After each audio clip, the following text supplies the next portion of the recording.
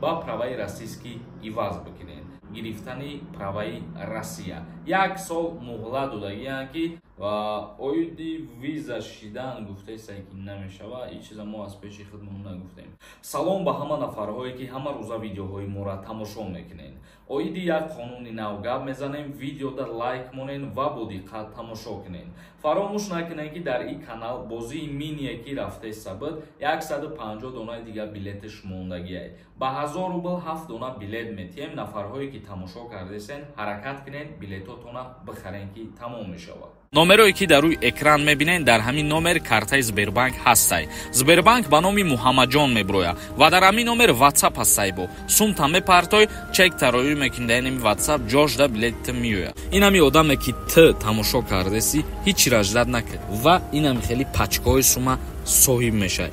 ҳаракат ки ҳаматонда муваффақият. хоб мавзӯи асосии имрӯзара шурӯъ мекунем ва баъдан ба саволҳои шумо ҷавоб мегардонем. хоб тамошобинони азизу гиромӣ қадр, чӣ хеле ки мо гуфта будем, шурӯъ карда аз 1 апрел як қонуне ба имзо мераса ва қувваи қонунии худша пайдо мекунад ки бигем як хушхабар барои шаҳрвандони хориҷие ки паспорти российскиро дастрас кардагиянд мебошад. хоб нафарҳое ки вид на жительство доред ё паспорти Федератсияи Русияро доред, шумо метавонед ки аз 1 апрел праваҳои миллии худтона бе экзамен ба праваи российский иваз бикунед. фаромӯш накунед ки касе ки вид на жительство дора ё касе ки паспорти российский дора, ин қонуни нав ба ана ҳамин нафарҳо тааллуқ дора. нафарҳое ки гражданини Россия нестанд ё ки вид на жительство надоранд, шумо ба мисли пештара мерен, ҳуҷҷат меспорен, имтиҳон меспорен, баъдан праваи российскиро дастрас мекунед. фаромӯш накунед ки ҳатмӣ шидагиай барои нафарҳое ки паспорти российский доранд гирифтани праваи Россия 1 сол муҳлат додагиянд ки тамоми нафарҳое ки вид на жительство доранд ё паспорти российский доранд праваҳои худшона бигиранд, российский бикунанд. хоб тамошобинони азизу гиромӣ қадр, хостем ки ин информатсияро ба маълумоти ҳамаи шумо расонем ва акнун комментарияҳоро мехонем. саволҳое ки ҳастай ҷавоб мегардонем. бо диққат бошед. духтури дандон дар шаҳри Москва ҳама намуди дарди дандонро муолиҷа мекунанд. ҳатман аз номи мо гап занед, тахфиф карда мешавад. рақамҳо дар рӯи экран. як кас нависонда ассалому алайкум акаи Сорбон, ин бозии минитон ҳичи тамом шидак ё ин ки не? хела шид ба фикрам ки сар будагем, не? не бародари азиз, хела нашидай. оли як ҳафта мешавад ки мо бозии мини сар додагем ва мо ҳамихе тасмим гирифтагем ки бозиҳои минира дар ҳами як ҳафта бигзаронем бо дастгирии шумо. нафарое ки тамошо кардесен ба хотири дастгирӣ аз ин ҳами видео билетҳои худтона бихарен, бениҳоят хуб мешавад. меҳроҷиддин нависондай: ассалому алайкум акаи Сорбон, даъваткунӣ ба хизмати ҳарбӣ сар шидак ё ин ки не? қарор қабул шидак? бале, қарори даъваткунӣ ба хизмати ҳарбӣ дар ҷумҳурии Тоҷикистон аз ҷониби президенти ҷумҳурии Тоҷикистон муҳтарам Эмомалӣ Раҳмон қабул шидагӣ ҳастай ва даъваткунӣ аз рӯзи 1 апрел сар мешавад то 27 мая давом мекунад. боз як каси дигар нависондае ки каналда гап нест ака, ҳамаш туғрияй, бисёр чизоро фаҳмидастем, ай ҳамачӣ раҳмат.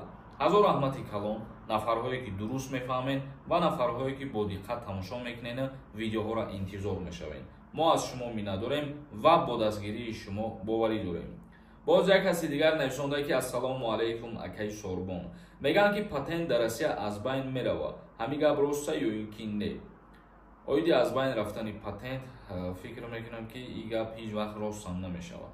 Олимов нависондай: гапҳои ин дурӯғ аст, ба ин бовар накунед, виза намешавад, ин барои лайк шуда видео мекунад. хайр аст ки ту бидонӣ ман барои лайк видео мекунам, ту барои чӣ медонӣ мана тамошо мекунӣ? ҳоло он ки ҳамин лайкҳои шумо як гирам пул фоида намеёрад ва оиди виза шидан гуфтаесае ки намешавад, ин чиза мо аз пеши худмон нагуфтем. ира як вакили Федератсияи Русия пешниҳод кард ки барои тамоми шаҳрвандони Осиёи марказӣ виза шавад. қобил нависондай: салом акаи Сорбон, сози хубӣ, гапат ҳақай, маъқул мада. ҳозир депортатсия ҳаста ё ин ки не? агар дар назар дошта бошӣ ки ҳозир депортатсия кардаистанд ё ин ки не, бале, айни ҳол нафарҳоеро ки мисол беҳуҷҷат меқапану ба ягон нарушения меқапанд депортатсия кардаистанд. боз як каси дигар навишондаи авфи муҳоҷирон кай мешида бошад. дар ин мавзӯъам ягон информатсия нест. ҳар чизе ки ягон информатсия набошад, мо аз пеши худмон дар он масъала гап задан наметонем бародаро. як каси дигар навишондаи салом ака. 1997 ки моҳи анвардан даъват ба хизмат мекунанд, мақсад 27 пир кардагиянд. илтимос ҷавоб диҳед. вақте ки 27 пир кардагӣ бошед, аз даъват ба хизмат озод мешед. соли таваллуди 1997 вақте ки қарор мебирояд ки даъват шавад ба хизмат, шумо дар инҷа моҳҳошам ба назар бигиред, чунки моҳ рӯз ба назар гирифта мешавад. як кас навишондаи эака. ҳар як видеота числоша мон. иштибоҳи мо фарқ кунем видеои кӯҳнара нав, яъне ки шитоби шумо фарқ кунед. бародари азизу гиромӣ қадр, шумо ҳамин видеора номша дидан, число диданам фикр мекунам ки баъзе тӯрӣ намебинед. ба чӣ хотир? ба хотире ки дар ин ҳамин видео навишондаам комментарияра нигоҳ кунед. ман дар тамоми видеоҳом баъди ном навишондан числои ҳамрӯзара мемонам. хоҳиш мекунам ки ҳамтарак бо андеша бошед ва ахтон ҳама чиза дуруст мефаҳмед.